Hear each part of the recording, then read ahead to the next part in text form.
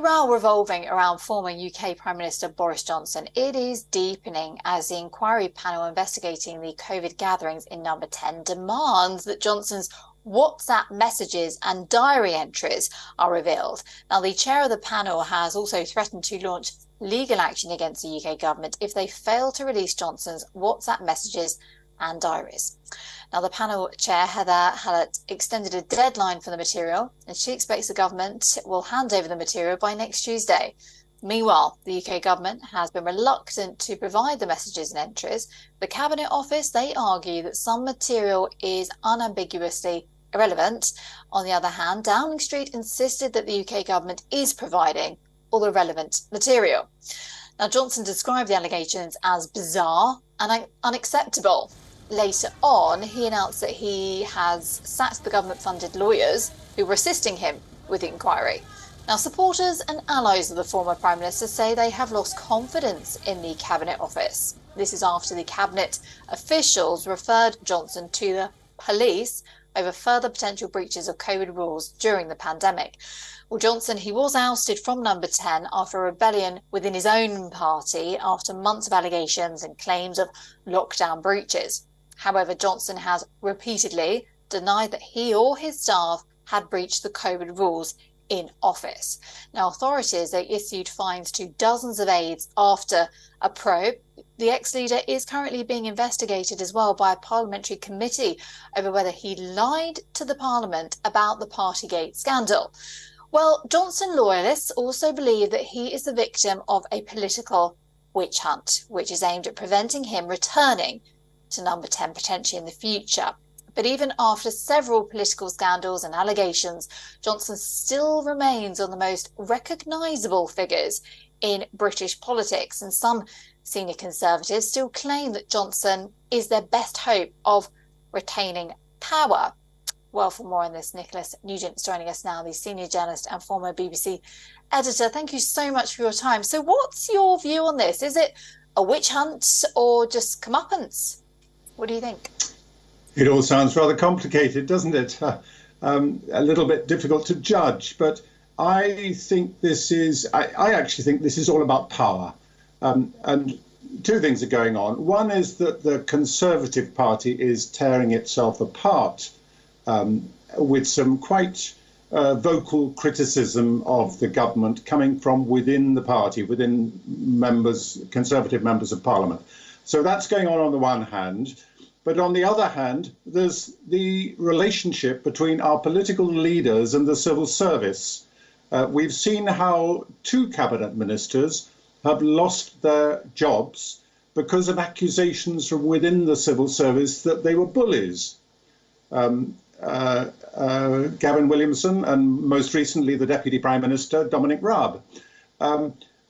So in a way, what we're getting now is a third thing, because there are two things going on to do with the COVID. On the one hand, the Cabinet Office has referred the diaries of Boris Johnson at his country residence, the Prime Minister's country residence of Chequers, to the police. Now, that's quite amazing in its own right that the Cabinet Office have decided to report a previous Prime Minister to the police, or at least refer the documentation for them to make a judgment on whether this is an extension of what we've come to know as Partygate.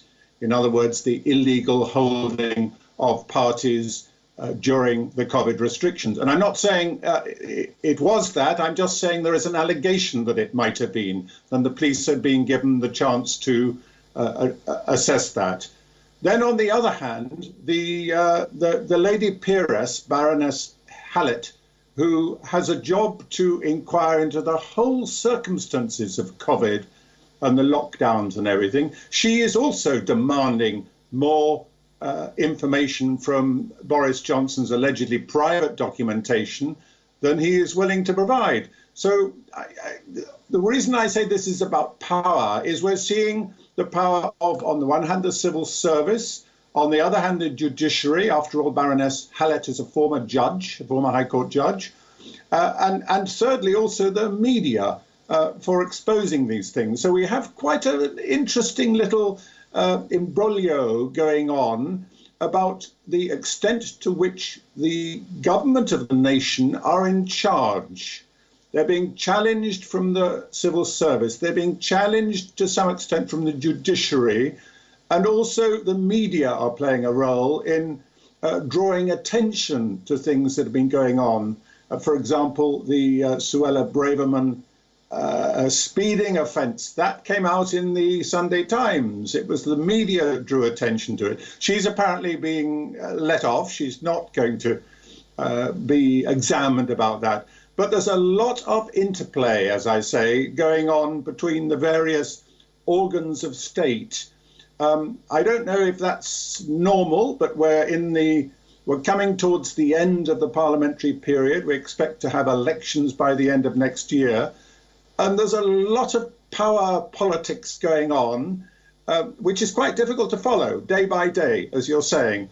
But another aspect of this, if I can continue for a little bit longer, is Boris Johnson's clear desire to return to power in some shape or form. And yet he has hanging over him the parliamentary committee that is about to rule, well, I'm not sure when, but will rule on whether he broke the ministerial code over these COVID restrictions or by lying to Parliament. That's the technical offence that they're looking at. So, oh, goodness, okay, it's quite difficult to predict where all this is going. Indeed it is. That's all we've got time for. But thank you so much indeed for covering lots of elements to that about the power politics and interplay going on. Never a dull moment in British politics. Thank you so much. That's Nicholas Nugent there, senior journalist and former BBC editor. Thank you for your time.